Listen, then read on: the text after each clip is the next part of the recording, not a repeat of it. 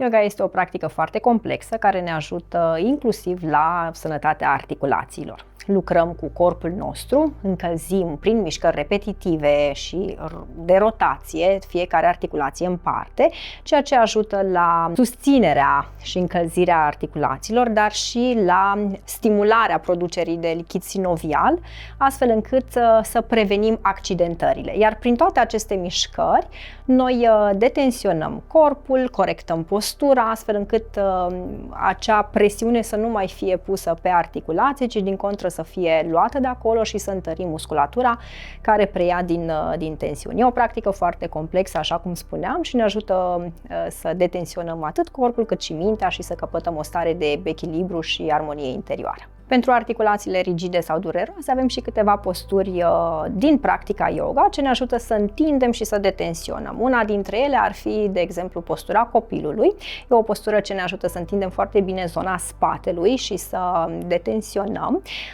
Avem Downward Facing Dog, este una dintre posturile clasice din practica yoga și ne ajută să activăm, să întindem și să deblocăm atât zona spatelui cât și zona picioarelor, tot ceea ce ține de articulații, încheieturi, dar și zona gleznelor. Însă, pe lângă posturile clasice, eu întotdeauna pun foarte mult accent și recomand de fiecare dată să încălzim foarte bine fiecare părticică a corpului. În practica yoga există această parte care se adresează doar părții de încălzire, aspectului de încălzire, în care efectiv luăm fiecare articulație din cap până în picioare și sunt exerciții și practici specifice prin care noi punem accentul pe aceste zone ale corpului, astfel încât să susținem prin practică repetitivă și să îndepărtăm tensiunile, blocajele, diversele dezechilibre care s-au creat în timp.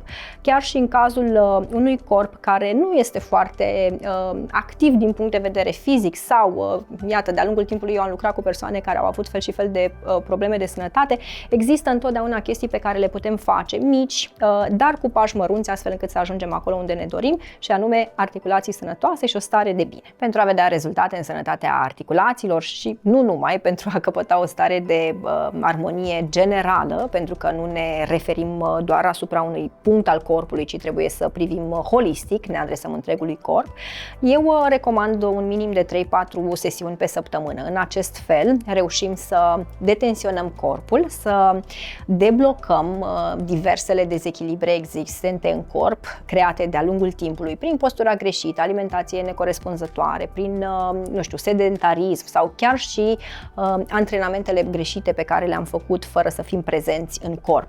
Așa că o practică constantă ne ajută să avem rezultate cât mai bune. Dar eu aș spune un minim de 3-4 sesiuni pe săptămână.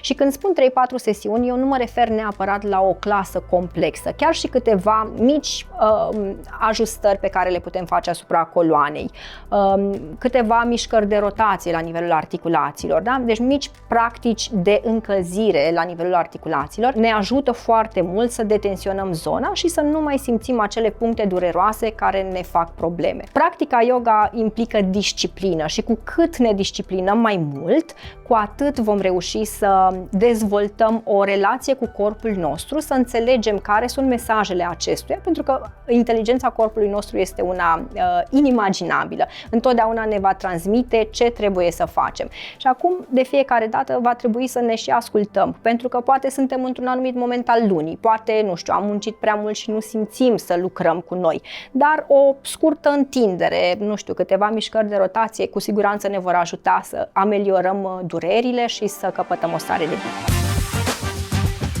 Află mai multe pe mobilitateFărăLimite.ro.